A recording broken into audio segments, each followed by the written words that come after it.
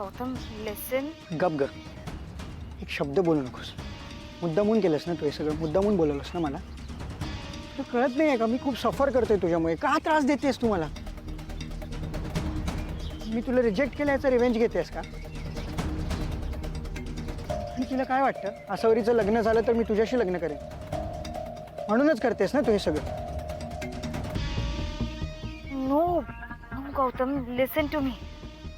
तुझी ना काहीतरी मिसअंडरस्टँडिंग झाली आहे. आय नो तू खूप हर्ट झालायस, पण मी तुला मुद्दामून बोलवलंय just to give you a reality check. तुझे विचार करतोयस ते होणार नाहीये हेच दाखवायचं होतं मला. गौतम, मी नुसतं सांगितलं असतं तर तू माझ्या बिलीव्ह केलंच नसतं. आय रिअली फील की तुझा आसावरीवर फक्त वन साइडेड लव्ह आहे. आसावरीला तुझ्यासाठी. मला माहिती आहे आसावरीचं माझ्यावर प्रेम. मी तिच्या डोळ्यात पाहिले. Gautam, you poor baby.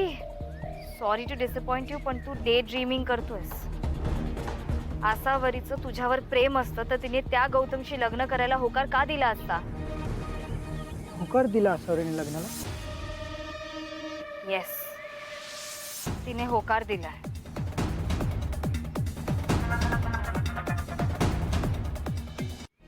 नाही नाही नाही नाही समारा, तू खोटं बोलतेस. No Gautam, no.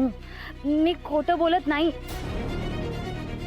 हो गौतम, मी खोटं बोलत नाहीये.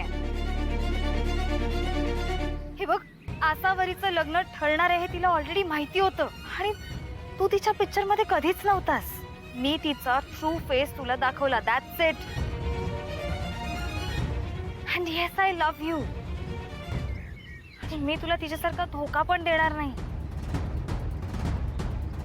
हे बघ, आय रिअली फील तिने तुला ऑलरेडी हे सगळं सांगितलं पाहिजे होतं. त्या दिवशी देवळात तुम्ही दोघं भेटलात तेव्हा सगळं क्लिअर करायला पाहिजे होतं, राईट? देवळात म्हणजे? हो, मी तुम्हा दोघांना पाहिलं होतं.